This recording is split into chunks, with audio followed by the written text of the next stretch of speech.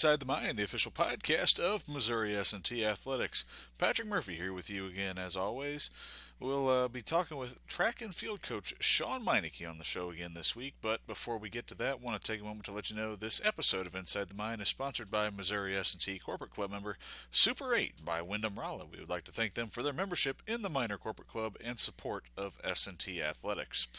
As I just mentioned, we'll be talking with track and field coach Shaun Meinecke on the program today. But before we do, if you could please be a friend, tell a friend, and share this show, subscribe wherever you may watch or follow along as we continue to tell the stories and talk with Missouri S&T student athletes, staff, administrators, alumni, and more. Again, the spring sports season winding down. Baseball's done, softball's done. All we got left is track and field.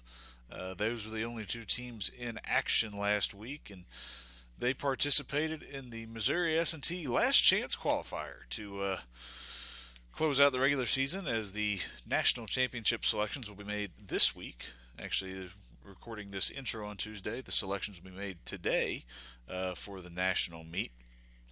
Some events or some marks of note to mention. Nathan Swadley improved his mark in the shot put to the 13th best in NCAA Division II with an effort of 58 8 3/4. Jacob Lubert was second with a mark of 47-3. Later in the day, Lubert hit a season best mark of his own in the hammer throw with a distance of 193.4 that also bested his provisional mark in that event as well. Jarrett Johnson had the top mark Thursday in the javelin with a throw of 206. 10, just shy of his season and career best in that event, while Lucas Rackers took home first in the 1,500 meters in a time of 3:50.51, while Mitch Fairless finished second in the high jump, clearing 6.8 1/4. Miners also got a second place showing from Aaron Tobin in the 400-meter hurdles in a time of 54.87 seconds, and a third place finish from Jake Anderson in the pole vault, clearing 16.4 3/4. The Miners also had top 5 finishers in the 5,000 meters, led by Evan Stevens in a time of 16:34.15. Joshua Patterson in third with a time of 16:45.19. Samuel Patterson in fourth with a time of 16:48.60, and Jorge Cantu in fifth with a time of 17:06.62. Sam Wright also took home third in the 400-meter hurdles in a time of 57.26. Sam Schmidt fourth in the 200 meters in a time of 22.05 seconds, along with fifth in the 100 at a time of 10.84 seconds. Zach Southard finished fourth in the 800 meters, time of 2:10.60. In the women's side, Maya Washington had the top finish among the women's competitors for the Miners, posting another sub-12 time in the 100 meters in a time of 11.82 seconds. Second fastest performance in school history. Delaney Guy finished third in the long jump with an effort of 16:11 1/4. Paige Lambright posted a third place finish in the discus with a mark of 129.1, and fourth in the shot put with a throw of 39.6. Again, we'll be waiting to see which Miners make the national meet, as that field will be announced later in the afternoon on Tuesday. We'll step aside, take a short break, be back on the other side with Shaun Meinecke on this episode of Inside the Mind, again presented by Missouri S&T Corporate Club member Super 8 by Wyndham Rolla.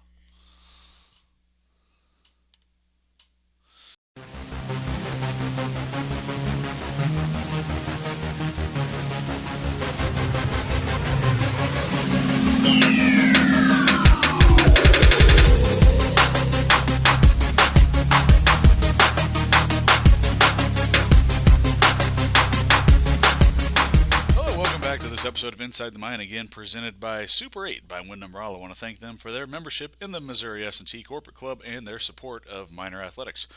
Joining us on the show today, first repeat coaching guest on Inside the Mind. He was recently named the GLVC Coach of the Year after S&T won their second straight men's outdoor track and field title. 6th time they've taken that overall. Please welcome Shaun Meinecke back to the program. Shaun, how are you? Thanks for stopping by. Baby. I know, we're getting towards the end of the year and everything, but it's been a busy one, been a long one for you, I'm sure. Yeah, I don't even remember when was it after indoor that we did this? Might have been before indoor season.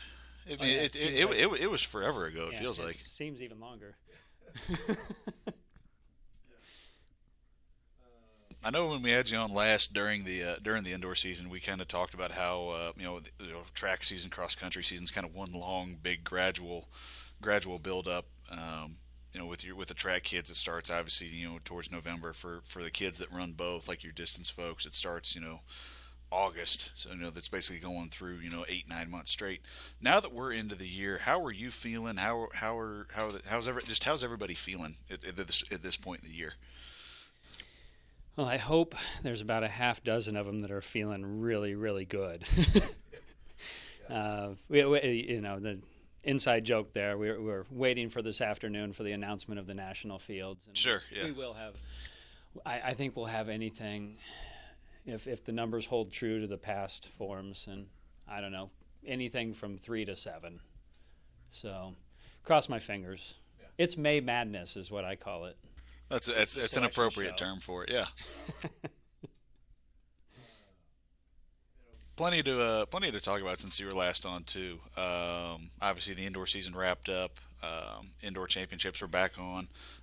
Outdoor championships wrapped up a couple weeks ago. The men finished third at the indoor meet, first at the outdoor meet. The women finished eighth at both events. Plenty of personal records as well as school records. Obviously, Nathan Swadley made indoor nationals, looking to make another appearance at outdoor nationals coming up here at the end of this month. Just kind of talk us through what is just everything that's gone on over the course of those 2 seasons. Well, yeah. Since the last podcast that we did, I believe following. I think the highlight for that indoor season was probably we qualified Nate Swadley for indoor nationals, and he went over to Pitt State and threw a personal best.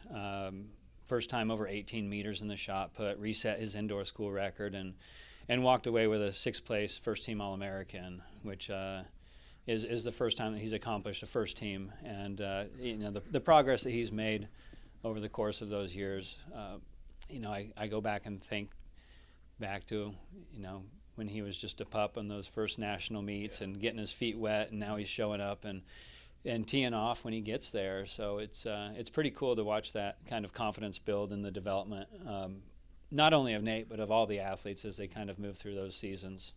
So, and then right after that, honestly, we jumped right over to outdoor season, and I kind of feel like I've been hosting meets ever since. So, yeah. had the 3 home meets this year. The two originally scheduled in the regular season. Then we had the last chance qualifier that we hosted last week. Circling back to Nate Swadley for a minute, pretty interesting experience at indoor nationals, but it's not out of the ordinary for somebody who's attending school here at Missouri S&T. Obviously, he turned in an All-American performance in the shot in the afternoon, but in the morning he's walking around Pitt State's track complex wearing a suit and tie, hiding out in a racquetball court doing his senior design presentation. I think probably turning in an All-American performance on a mechanical engineering degree too, as far as I can tell. So, what was that whole morning like? Just making. I think I read a little bit of an article and we talked to you about it. Obviously, those presentations are timed and everything else, but I guess the group before him ran long, so he's having to just kind of sit around and wait, even though he's on the clock for having to get ready to warm up and go out and do his thing. Yeah, there was a few moving pieces to it. I didn't have too much involvement outside of making sure he had some place to go to do his project. I remember looking down the hallway and seeing Coach Durbeck like standing guard outside the room, because you never know, somebody might just pop their head in, and we're doing it via Zoom. So, Nate's in there doing the presentation or whatnot, and I think I can picture Coach Durbeck. Well, you got to go through me to get to him. I mean, honestly, he's dealt with this, and they all have too. I mean, we go to outdoor conference, and all I hear about is finals, and I gotta do this, or I gotta do this. I mean, even the nights in between prelims and finals. So, I mean, Nate obviously was doing it that day at the highest level, but I look across the board and I think, sometimes I think that actually the timing of it's just about perfect, where when they finish up, they just breathe a huge sigh of relief. I don't know. I'm not in their shoes. I mean, I don't know if I ever had to, I can't remember if I ever had to deal with that as an athlete, but I do know that I can imagine that you finish a final or you get your presentation done and you go to a track meet, you might feel a little bit of weight off your shoulders. So Definitely a testament to the kinds of athlete or student athletes we have here at S&T. I'm sure there's not every school in the conference you're going to be hearing people talking about their fluids final or their statics final in between the prelims and the finals for the 400 hurdles or something. Obviously, we just wrapped up the end of the academic year. I had graduation over this past weekend. Student athlete sash ceremony Thursday evening.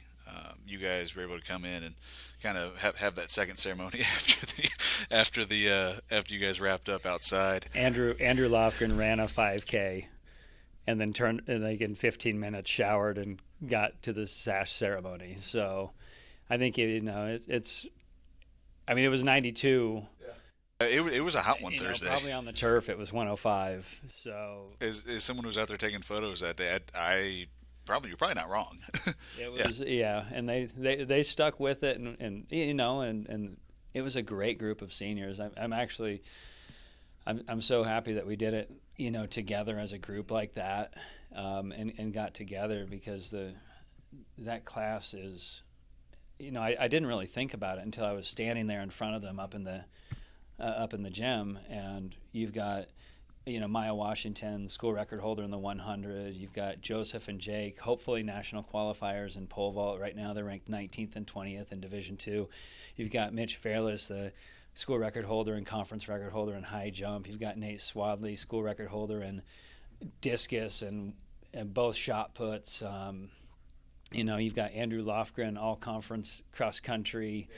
I mean, the list was like, I'm looking around and I'm like, guys, I can't even count how many school records we have out of this group and how many national qualifying marks we've had. But as far as I can tell, too, they've done a great job of being the type of person who can demonstrate and show show the underclassmen what they need to do to actually get to be at that level in the future.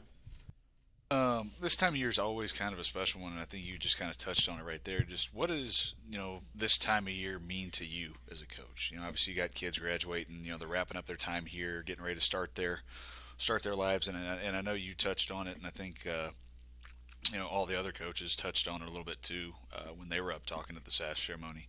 Just being a part of the lives of these student athletes for the past 4 years. Obviously, I think some of the kids that walked this weekend. Those were some of the first kids that you recruited, and some of the first ones you kind of had the opportunity to work with when you were getting started here at Missouri S&T.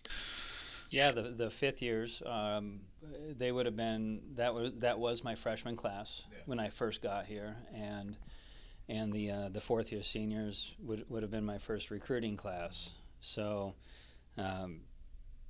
Again, I think we've just been so busy. It wasn't until that I stopped and looked at them and started to try to talk, and I'm kind of like, I'm not gonna choke up in front of you guys, right? Like that's let's try to make that happen. But to think all the way back, and I said, and thankfully one of the very first things that I did when I started here was go to an AAU track meet in Joplin, Missouri, and watch Nathan Swadley throw. I'd say that turned out pretty well for everybody involved. So, and yeah, that's I remember that. That was one of my first recruiting trips. So, it's you think back, and I look at each one of them, and each one of them's got a little different story about how they started with us here, where they came from, and everything. And to think about everything that this group's been through with the pandemic and everything too. I'm like, wow, this is had to overcome a little more adversity than most kids have to. Yeah, this has been a very a winding up and down roller coaster road, and a lot of resiliency. From what I can see, I looked out there in Adam, and everyone's smiling and happy, and it seems like we're walking away, on top of the world right now. So, and they're going to do some awesome things. I can tell you that. I mean, I touched on the athletic side of things, but I mean, another little story is Jake Anderson. Prior to his conference pole vault, he flew out Monday and went with the satellite design team and flew to Washington, D.C. and presented with the Department of Defense. And he vaulted on Friday, but he didn't fly back in until Thursday night. Not a whole lot of room for turnaround there. And no, I think he was riding a huge adrenaline high and just kept it going for a while. So adrenaline and a few energy drinks mixed in, it means you can jump to the moon, right? He smoked his long jump. I mean, he hit a huge jump in long. He was doing long jump and pole vault on two different runways at the same time. And no, I don't know how many Red Bulls that would take me, but I think he was just doing it off of adrenaline. I'm not really sure. That's incredible. Again, it's a testament to the kind of student athletes that we have here. And I know that everywhere you go, every school's got their own special group. But with what the student athletes here are able to do, athletically, academically, being involved with extracurriculars like the satellite design team. I know one of our student workers, Ben Harris, is part of one of the, I think he's Steel Bridge design team, and they ended up winning nationals there. So just being able to do everything that they do and still have a good time doing it. It's really a testament to the kind of people that they are. Kind of talking about switching gears a little bit, talking about some on track, on field performances. Plenty that stood out. I know that there's obviously too many to rattle off just off the top of our head while we're going here, but Hayes Petittle breaking his own school record twice in 2 weeks in the steeple comes to mind. Obviously, Mr. Swadley, putting up big numbers in the shot. Nick Yankee, Jarrett Johnson, Jake Anderson, Aaron Tobin, Maya Washington, absolutely cooking in the 100 up at Lindenwood. Another sub 12 time last week at the LCQ. Sydney Stevens, Jessica Rhodes, Anne Marie Tyson. The list we could keep going on, and we'd be here all afternoon. Just who's really stood out to you and really kind of taken a big step forward in their progression and really was able to shine in the indoor season and the outdoor season and really put their best foot forward.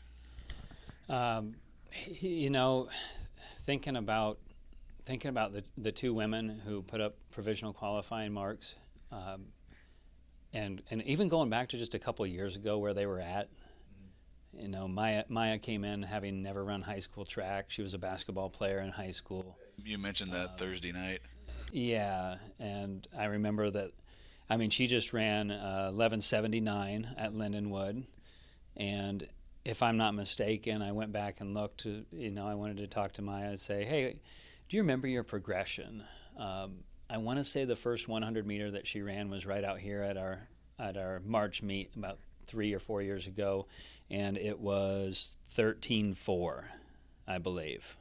That's some progression there. So, and it has been steady too. I mean, here's a young lady that just put in the work, and 2 years ago she got to meet Jamie Webb,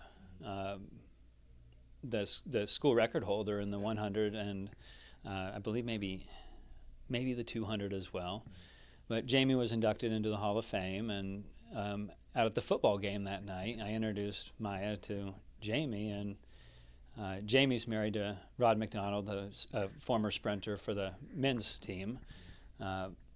Great, and I think national qualifier on a 4x1, something like that. School record holder in the 100 at 10:50, and those two have been a couple of Maya's biggest fans in the chase to break Jamie's record. In fact, I texted them right after Maya ran that 11:79 at Lindenwood. It's cool to have alumni mentors or alumni that are on board and want to see you succeed. Yeah. Yes. So, that's been fun because that's kind of motivated her on that journey.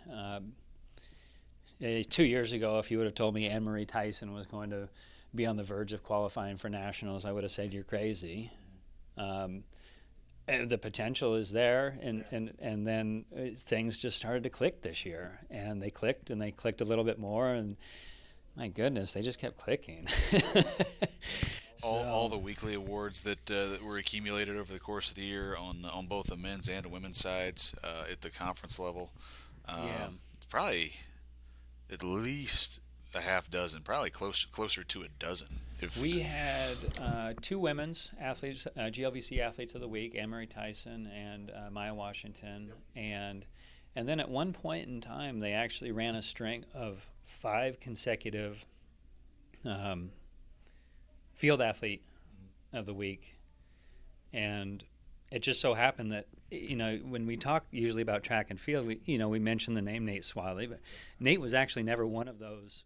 It was Mitch Fairless, Jake Lubert, yes. some other people that are putting up good performances. But it's not obviously Nate Swadley's almost kind of a household name in the GLVC, but it's other people that are going out and putting up big numbers too. Jarrett Johnson, Jake Anderson, Joseph Nickel. I want to say it went something like Joseph Nickel, Jarrett Johnson, Jacob Lubert, Mitch Fairless, and Jake Anderson, all right in a row there. Yeah.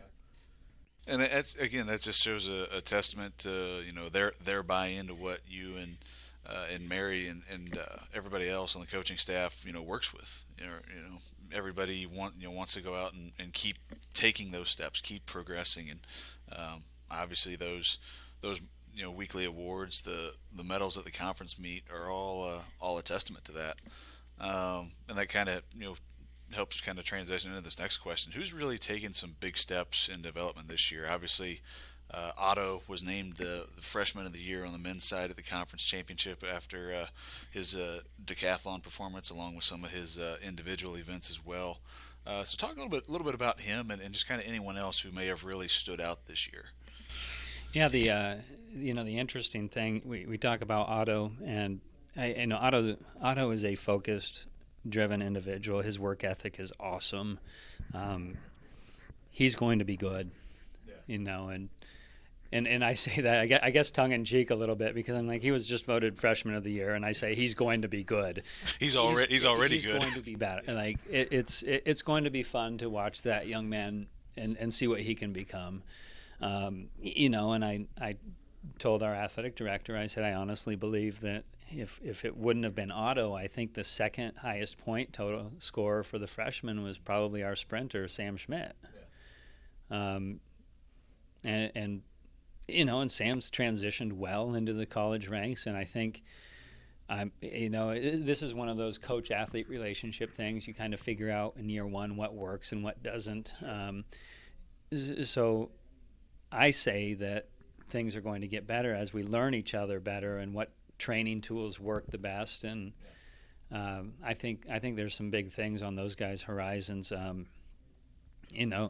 To see Aaron Tobin drop a 52.8 in 400 hurdles at the conference meet. Aaron's a funny guy. I mean, he honestly, if he tells me he's going to do something, I'm almost forced to believe it nowadays and say, like, he wills it into existence, I believe. He says he's going to do something. You just ask him, okay, when? and it typically, typically it's bound to happen, and it's fun to hear him set his goals, because it's, sometimes I'm sitting there thinking, like, hey, 52, Aaron, like, let's hit 53 first. But I don't even know if I think he ran 53 seconds once at conference last year, and then this year he just skipped right over it, went 54 to 52. So who knows. But I do appreciate those guys. Caleb Kraft, unfortunately, had a injury pop up right before conference. He was crushing it, and he'll be back to crushing it. He was on a string of hitting PRs left and right on the track and in the field. So it'll be fun to get him back and going again. Kyle Burke was a whisker away from the conference title in the 110s. And I believe that was what 1/100th of a yeah, second, if I remember right. yeah, those guys will have some battles in the future. Anytime we go to that GLVC, it's always fun to see some of my peers from those other schools, and we talk our game too and give each other a hard time, and then we just get to watch our athletes line up and see what happens. It's pretty fun. It's a pretty cool conference. It does. I do want to ask you this one. I know with track and field and cross country, it's oftentimes a little bit kind of bit tougher to judge what the league kind of looks like. Just because it's not something that you're lining up and seeing in person. 6-8 times a year like you would for volleyball or soccer or football. But the GLVC top to bottom is a tough league in every sport. Does that still kind of carry over to the track and field, the cross countries? Obviously Southern Indiana is really good. They're getting ready to depart. Lindenwood departing next year. Just kind of where's the state of those sports in the GLVC kind of right now in your opinion? It'll do a little bit of reshaping, and losing two guys like Mike Hilliard with Southern Indiana and David Nicholson with Lindenwood.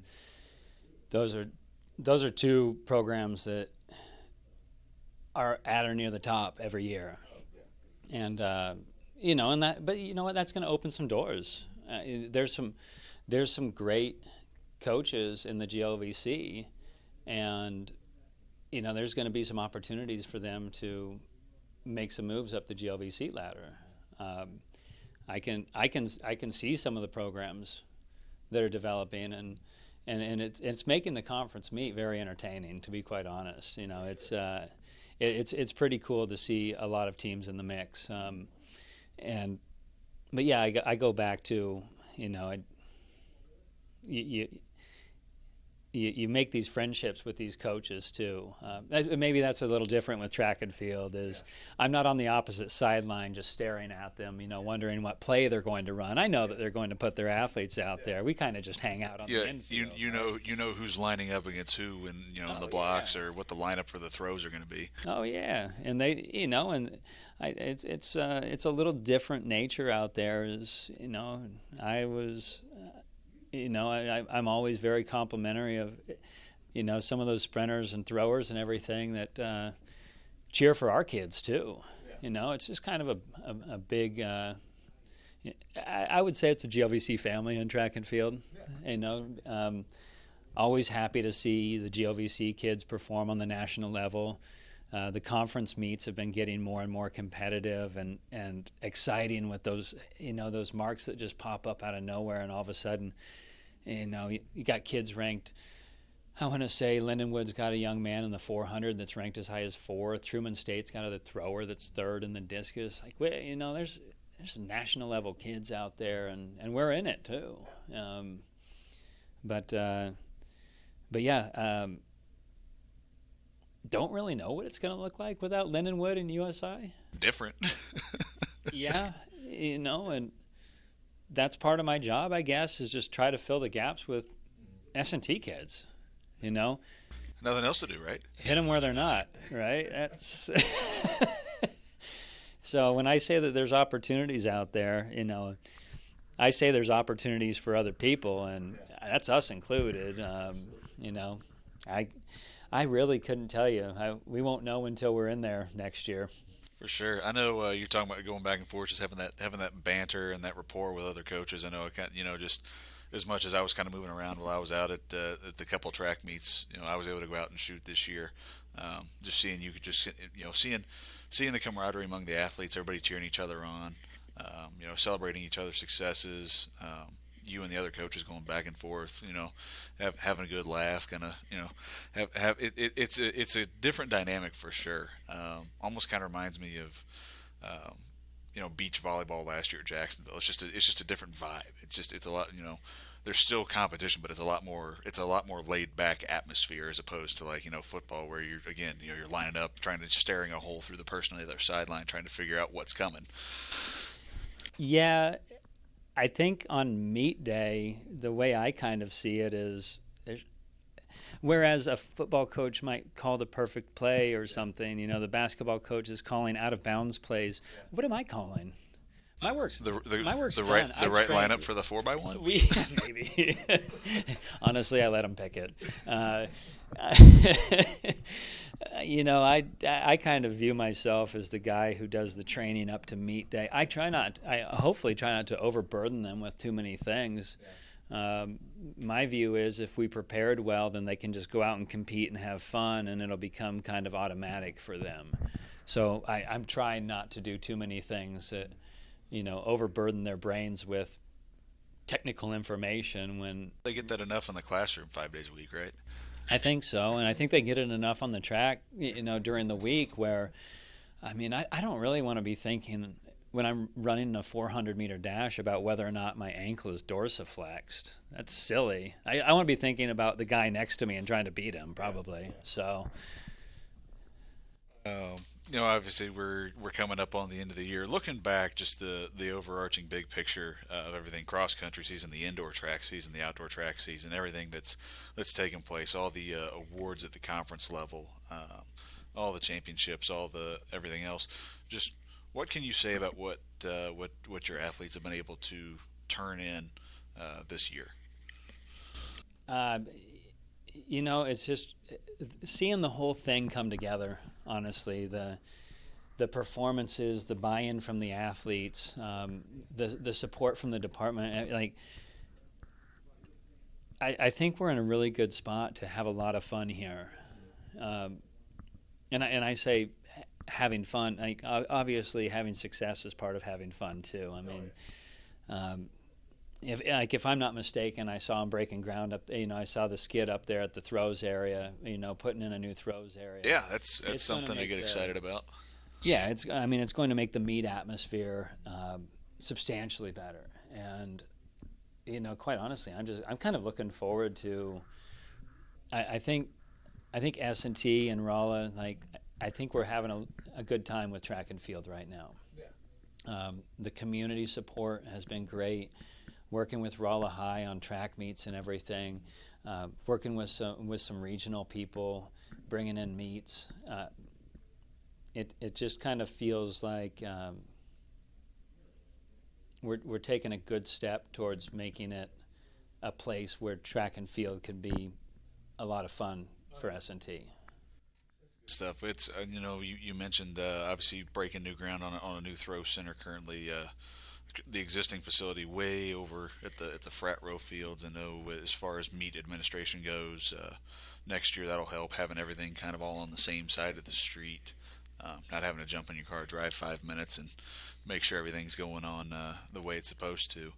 But yeah, no, it's track and field and cross country have always been a couple of those programs that have been near the top of the list as far as success and continue to do so. And just seeing the crowds during those, the one regular season meet I was able to come to. I believe it was the second one because we had a conflict with baseball on the first one, but just seeing the crowd. That was the second track meet that I'd ever really been to. The first one was at Embry-Riddle, the year I was down there, and just seeing the crowds and seeing the turnout and just seeing it's a different kind of energy, and it's pretty neat to see and pretty neat to experience. Mm-hmm.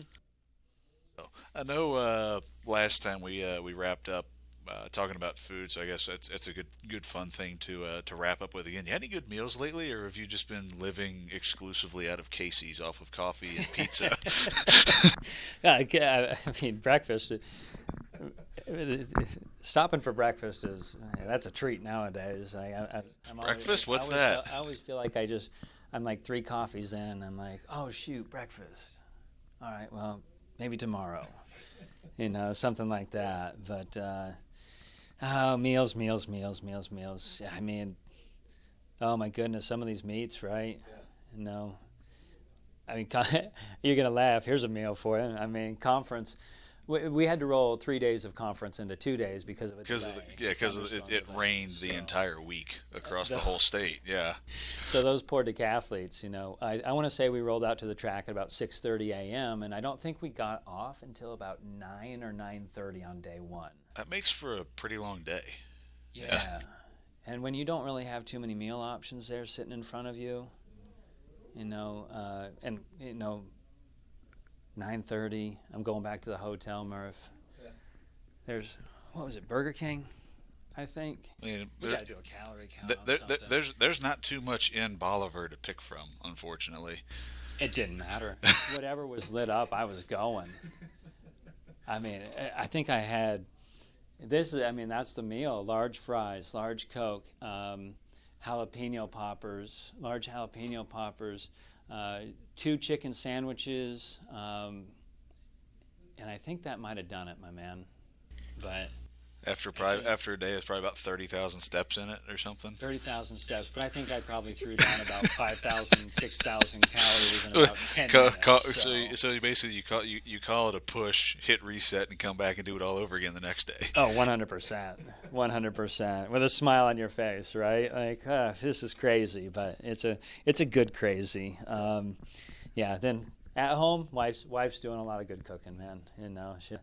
She's I think pupusas was what we had the other night. It's a carnitas inside of a flour tortilla. Really, it's good stuff. Sounds like it. Good stuff. So. That's an interesting one. I know, obviously, with the hours we keep is SIDs, and obviously the ATs and everybody else.